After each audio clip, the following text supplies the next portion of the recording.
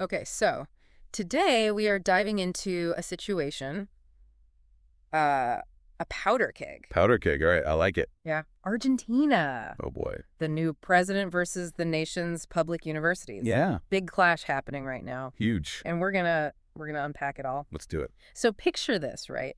You're scrolling through your newsfeed, and all you see are these images of massive student protests, like engulfing cities across Argentina. Buenos Aires, Cordoba, Rosario, like everywhere. It's amazing how quickly something like this can just, explode. I know, right? And it's intense, like really intense. And it all boils down to newly elected President Javier Milei. Right, right. He vetoed this bill. It would have given more money to these public universities, and he calls it irresponsible. Yeah. Well, he did campaign on a pretty radical free market ideology. Right. So, I mean, this kind of tracks. He wants to dismantle what he sees as, the government being too big, inefficient. Yeah. Lots of promises to cut, cut, cut.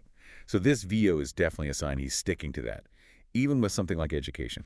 Yeah, and I mean, obviously, student groups, unions, they are not happy about this. Oh, yeah. And it's not just them. Some politicians that usually back Milei, even they're kind of like, whoa, hold on a second. It's a bold move, for sure. And, this quote from Piera Fernandez de Piccoli, the head of the Argentine University Federation, it really gets to the heart of it, I think. She's not just talking about budget cuts here. Right. She's talking about the survival of public universities. Yeah. Like, they could cease to exist. Yeah. This isn't just some spreadsheet. This is like their whole system, something they see as, essential to Argentina.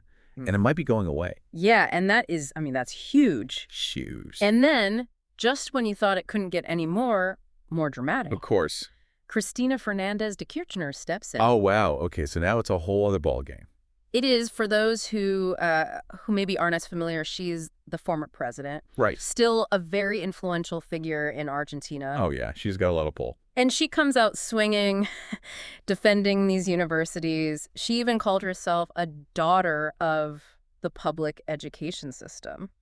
Yeah, and you can't underestimate the power of that kind of statement, right? Yeah. Especially coming from her. Because, look, Kirchner, she's a divisive figure, right?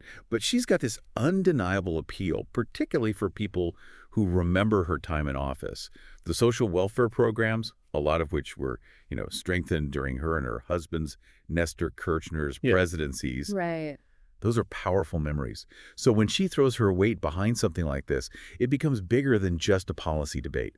Suddenly, it's about two very different visions for Argentina's future. Absolutely. And then on the other side, you have folks like Martin Lustau, Miriam Bregman, both very vocal against Milei on this. Right, they've been pretty critical. Lustau calls it an injustice. Bregman, she doesn't hold back. She says Milei's a terraplanista. Terraplanista. Which, for anyone who doesn't know, in Argentina, that's a serious burn. It's not your everyday insult, that's for sure.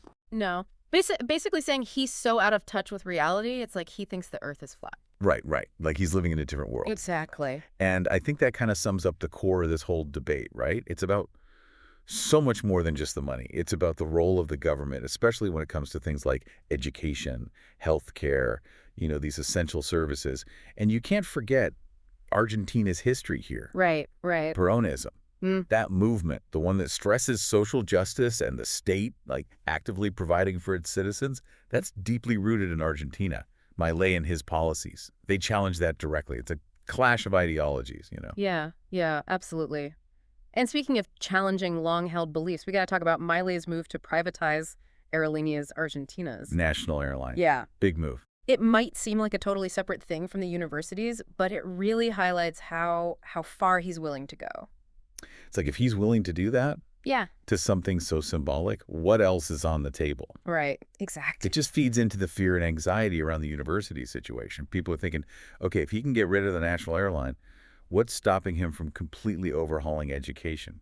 Right. And it's especially unsettling for a country with a history as turbulent as Argentina. Exactly. It makes you wonder, how much change is too much? Where's the line between pushing for progress and, needing some sense of stability? Right. Especially in a place that's seen its fair share of upheaval. So where do we even go from here? What's the takeaway? Well, I mean, it feels like Argentina's at this tipping point, right? You've got Milei, who's completely set on this path of radical change. And then on the other side, You have a huge chunk of the population who rely on these systems, these institutions, and they're not just going to give them up without a fight. It's Absolutely. a standoff. And it really makes you think, when a leader's vision clashes this much with the values, the actual institutions of a country, what happens? That's the million-dollar question, isn't it? I guess we'll see. Argentina might just have the answer. We'll be watching. We will be watching.